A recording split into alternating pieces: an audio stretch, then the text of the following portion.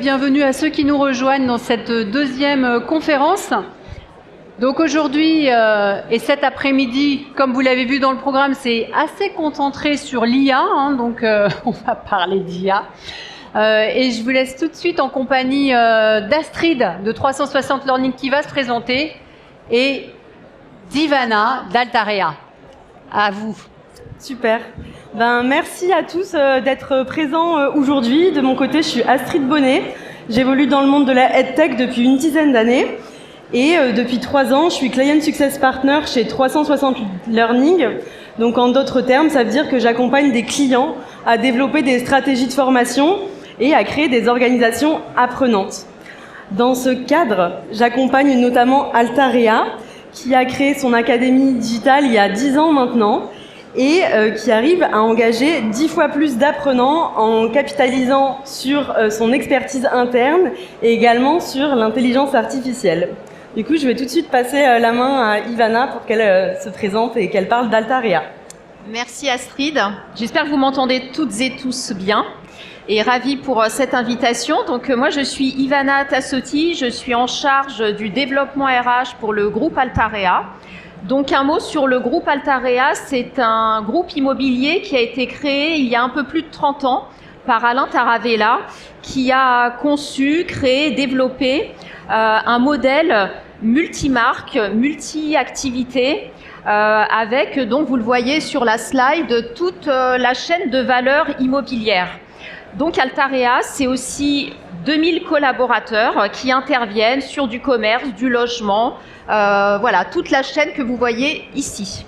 Donc c'est une plateforme de compétences unique qui nous a permis effectivement de rayonner. Et aujourd'hui, on a un certain nombre de défis. Vous savez qu'en termes de promotion immobilière, l'activité est un petit peu difficile. Donc on capitalise sur des nouveaux relais de croissance à travers du photovoltaïque, des data centers, donc tout ce que vous voyez ici en termes de nouvelles activités.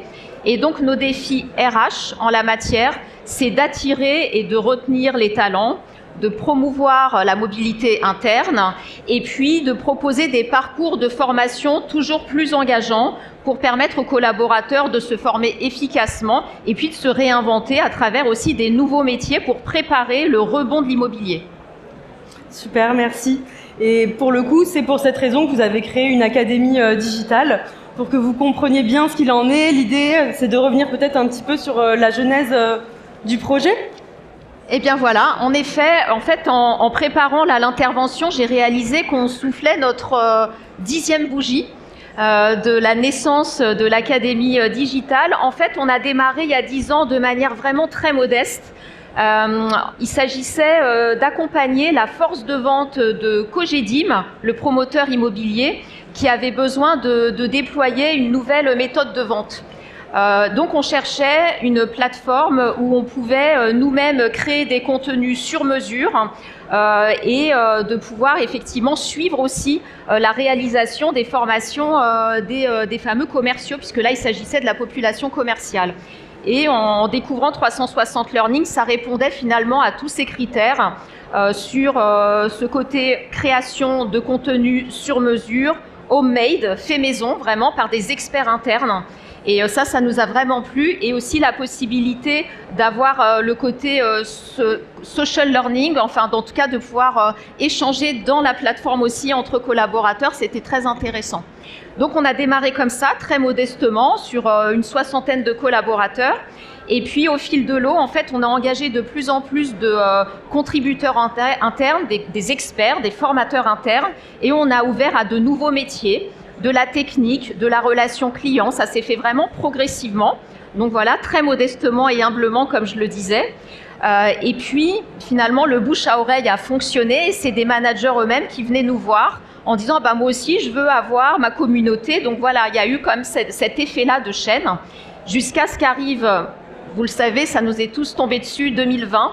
On s'est tous retrouvés chez nous et donc il a fallu se dire comment on va continuer à engager les collaborateurs en matière de formation.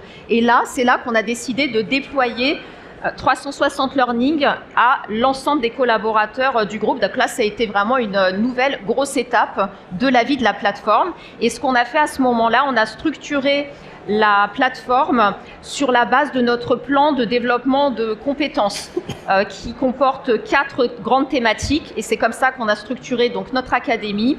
Donc tout ce qui touche à la culture et la connaissance du groupe, l'excellence opérationnelle, les soft skills et le management, et puis un 4e axe sur tout ce qui touche à la santé et au bien-être des collaborateurs, puisque là, en plus, en pleine pandémie, on était vraiment à fond sur ces thématiques-là. Donc voilà, c'était vraiment, on a créé le pendant digital de notre plan de formation. Super.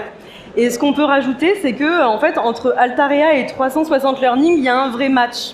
Il y a un premier match au niveau des cas d'usage, parce qu'aujourd'hui, Altarea utilise la plateforme pour répondre à une multitude de besoins en interne, comme par exemple de la formation pour leurs nouveaux collaborateurs, de la formation pour de la formation réglementaire, de la formation pour les outils. Et aujourd'hui, leurs utilisateurs, dès qu'ils ont une question, un besoin, l'idée c'est qu'ils puissent avoir une solution qui est proposée via la plateforme. Donc déjà, il y a un match ici.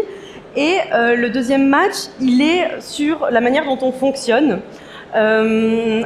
Ensemble, tous les trimestres, on va faire ce qu'on appelle des comités de pilotage où on va se retrouver, on va analyser ensemble les chiffres, on va faire part de recommandations auxquelles Altarea est très à l'écoute, et également on va présenter les nouveautés produits. Chez 360 Learning, on a régulièrement des nouveautés produits et Ivana et son équipe, ils sont souvent très friands de les tester. On reste ouverte, effectivement. Voilà, et à ce titre, récemment, on a lancé pas mal de fonctionnalités liées à l'intelligence artificielle qui permettent de créer du contenu de manière beaucoup plus rapide, beaucoup plus efficace. Et assez rapidement, vous avez pris le pas de les tester. Et peut-être que tu peux expliquer comment ça a peut-être donné un renouveau chez vous sur la partie création de contenu. Oui, tout à fait. Alors, c'est intéressant déjà sur les cas d'usage. Avec ce type de plateforme, c'est vrai que vous pouvez suivre toutes les étapes de vie du collaborateur, depuis même la partie pré-embauche, intégration, et puis tout le suivi, toute la vie, le parcours du collaborateur. Donc, sur le sujet du match entre IA et expertise interne, déjà, moi, ma première conviction, c'est qu'il n'y a pas d'IA sans intelligence humaine. Donc la base, déjà, c'est d'identifier, de construire et d'animer, d'alimenter une communauté d'experts internes qui sont les sachants de votre entreprise. Donc ça, c'est déjà le premier pas. Alors nous, c'est ce qu'on a réussi à faire. On les a vraiment identifiés, animés, alimentés à travers aussi des formations de formateurs internes, notamment, pour qu'ils aient toutes les clés. Mais ce qu'on avait comme difficulté parfois, c'était qu'on était confrontés à leur manque de temps, parce que c'est des opérationnels, ils n'ont pas beaucoup de temps à délivrer à la formation. Et puis, ils étaient un petit peu impressionnés à l'idée de devoir faire quelque chose dans un format digital. Donc, ce côté manque d'expertise en matière de pédagogie digitale, vraiment, ça les freinait. Et grâce à l'IA, on a réussi, je dirais, à lever ces deux freins. Sur le manque de temps, avec les nouvelles fonctionnalités que 360 Learning a développées, on va beaucoup plus vite créer un module sur mesure à partir d'un simple PowerPoint, PDF, entre guillemets la machine, en tout cas voilà, tout ce qui est fait, vous propose déjà un contenu que vous pouvez amender, rectifier, mais déjà ça évite le syndrome de la page blanche et puis ça fait déjà une belle première proposition. Ensuite, sur la partie expertise digitale, de pédagogie digitale, là aussi, on nous propose des contenus pré-mâchés avec des quiz, des questions, quelque chose d'assez rythmé dans l'apprentissage qui permet, quand on n'est pas forcément un sachant du digital, de là aussi être plus en correcteur plutôt qu'en impulsion. Et là aussi, on a la main pour reposer les questions avec le bon wording si ce n'est pas tout à fait adapté. Donc ça, c'est vraiment des grosses facilités qui nous ont permis finalement d'engager, y compris des personnes qui étaient un peu plus réfractaires, qui voulaient partager leurs connaissances, mais qui disaient « moi, je ne vais pas être capable ». Et finalement, là, récemment, sur un cas de module d'intégration, on a engagé une équipe de 2 personnes et aujourd'hui, ils sont super à l'aise et ils sont vraiment ravis d'utiliser ces fonctionnalités et ça leur permet aussi, en plus, de valoriser leurs compétences internes. Complètement. Donc là, on a vu comment vous arrivez à engager les collaborateurs et les créateurs de contenu. Ouais. Nous, chez 360 Learning, on remarque aussi que l'engagement évolue drastiquement à partir du moment où on arrive à impliquer les managers sur le projet. Pourquoi ? Parce que le manager, il va avoir une connaissance directe de son collaborateur, il va savoir quel est son besoin, et également parce qu'il y a un lien hiérarchique. Donc en tant que collaborateur, je vais être d'autant plus motivée à faire une formation si elle m'est demandée par mon manager. Est-ce que vous arrivez à engager vos managers sur le projet ? Alors, bien sûr, en tout cas, ça fait partie aussi des clés de réussite de ce type de dispositif. C'est important de s'appuyer et d'engager les managers. Alors, comment on les engage ? Il faut énormément communiquer. Là aussi, c'est une forme de communauté à animer. Donc, beaucoup de communication, que ce soit au moment de la mise en place de la plateforme, des nouveautés. Donc ça, c'est un premier point, beaucoup de communication. Et puis, bien sûr, identifier parmi les managers des alliés, ceux qui sont plus appétents, et en faire des vrais relais. Et puis, un autre point qui est très fort aussi, c'est de leur faciliter le reporting et le suivi des actions de formation de leurs équipes. Et ça, c'est un vrai point fort de 360 aussi, puisque les managers sont assignés et ils ont donc de quoi suivre de manière très facile les parcours et la réalisation, donc tout ce qui est taux de participation et taux de complétion des parcours réalisés de leurs équipes. Donc là, récemment, on a déployé tout un dispositif sur l'IA. Ils peuvent suivre tout ce que leurs équipes font, où ils en sont, s'ils en sont au module 1, au module 2, au module 3, et ils ont tous les pourcentages. Donc ça, c'est vraiment très, très facilitateur. Après, je vous dirais que ce qui marche très bien, que ce soit pour les managers et les collaborateurs, c'est ce qu'on a appelé, nous, l'événementialisation de la formation. Ça, c'est vraiment quelque chose que je vous partage comme bonne pratique. Il s'agit de définir chaque mois ou en fonction de votre calendrier, qu'il soit business ou autre, des thématiques. Et donc, en définissant ces thématiques, vous donnez un rythme aussi à la plateforme. Donc, je vous donne un exemple que l'équipe a mis en place en fin d'année dernière. C'était un calendrier de l'Avent. Donc, chaque jour, il y avait une action, un module de formation qui était proposé sur la plateforme avec, pour celles et ceux qui arrivaient au bout du calendrier, donc les 24 jours comme nous tous, quand on a le chocolat, il y avait une petite surprise, des petites récompenses parce que ça aide toujours un petit peu. Donc voilà, ça c'est un exemple aussi, mais autour de cette événementialisation. Un autre exemple assez fort d'événementialisation qui a très bien marché, on a lancé au printemps dernier ce qu'on a appelé le printemps de l'académie. C'était une semaine dédiée aux soft skills dans l'idée de cultiver son jardin de compétences. Donc beaucoup de modules et de formations, de conférences, d'ateliers sur le leadership, sur le développement, voilà, tout ce qui touchait au développement personnel. Et donc on arrivait à associer à chaque fois une conférence, un atelier présentiel ou distanciel avec une rediffusion, avec un replay qui se mettait dans l'académie digitale. Donc voilà, il y avait toujours cette association qui permettait de finalement avoir beaucoup plus d'heures aussi cette année, que ce soit en présentiel, mais aussi en e-learning. Voilà, donc vraiment des bonnes astuces que je vous recommande en tant que praticien de la formation. Génial. On voit que là, toutes les initiatives qui sont proposées par Altarea, elles sont plutôt innovantes et avancées en matière de formation. Et justement, pour préciser un petit peu ça, on a créé ce qu'on appelle le modèle de maturité. Le modèle de maturité, on l'a créé pour que les équipes, les différents services puissent mesurer un petit peu où ils en sont, quelles sont leurs forces, quelles sont leurs faiblesses, et découvrir un petit peu quels sont les atouts du service. En s'appuyant sur pas mal d'analyses et de résultats et de stats, on a créé ce modèle de maturité qui vous est présenté ici même. Et si on reprend l'exemple d'Altarea, je ne vais pas pouvoir détailler tous les exemples, mais voilà, on arrive à placer ici Altarea sur un niveau de maturité stratégique. Pourquoi ? Parce qu'ils répondent à une multitude de critères qui font qu'ils sont assez avancés sur la partie formation. Comme par exemple, ils ont un très bon niveau d'engagement de leurs experts, ils ont une implication du leadership et des managers, Ils anticipent les projets avec les équipes L&D pour répondre aux problématiques importantes de l'entreprise.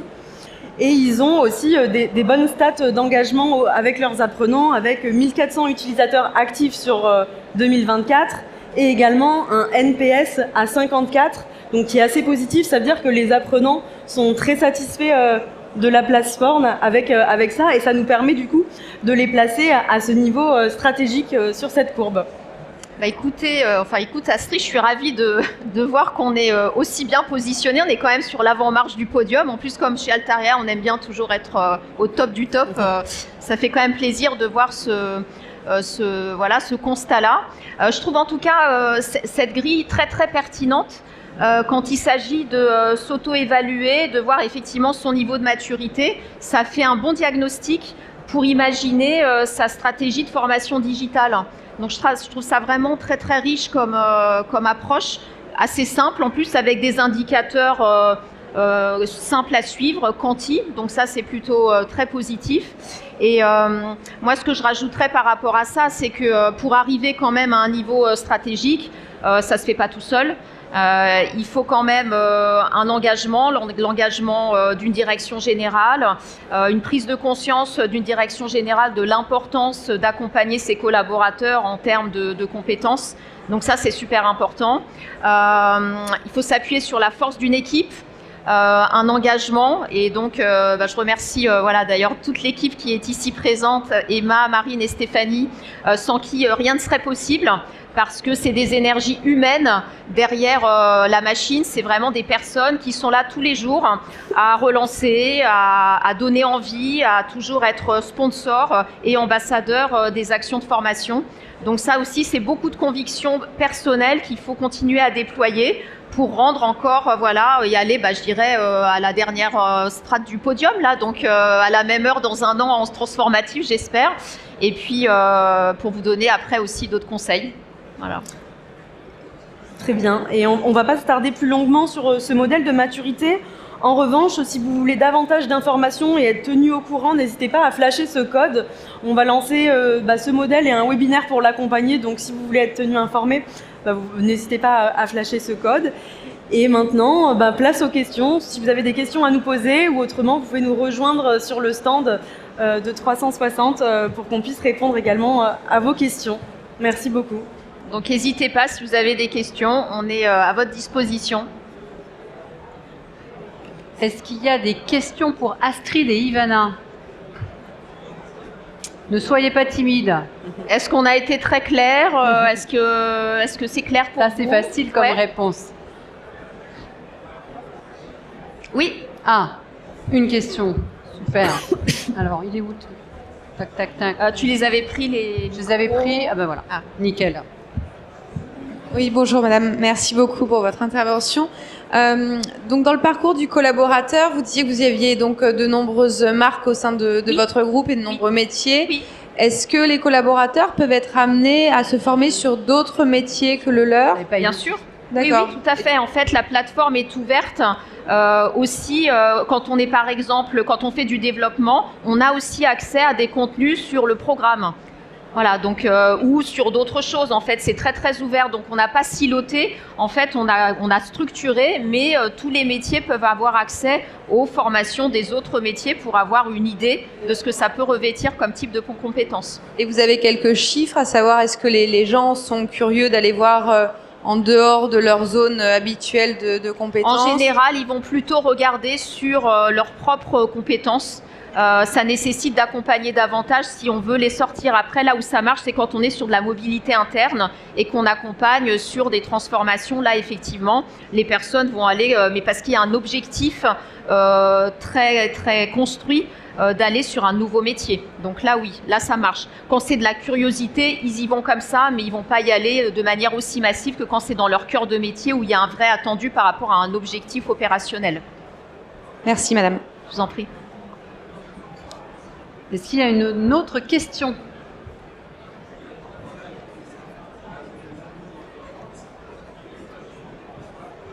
Ah, j'aime bien les questions.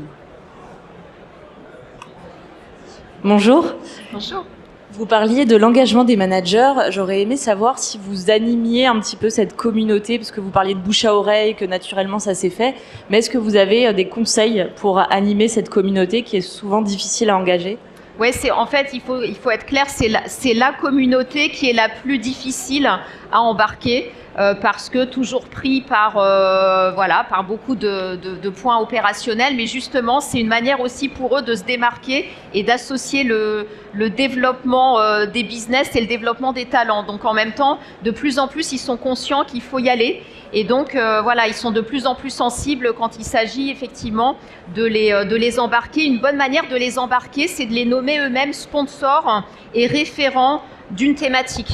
Là, vous les embarquez. Quand vous renommez un manager référent de la communauté des formateurs internes ou référent de la communauté des développeurs, là, ça les engage beaucoup plus parce que ça engage le patron et tous les N-1 qui y vont. Donc ça, c'est une bonne façon de procéder. Merci beaucoup.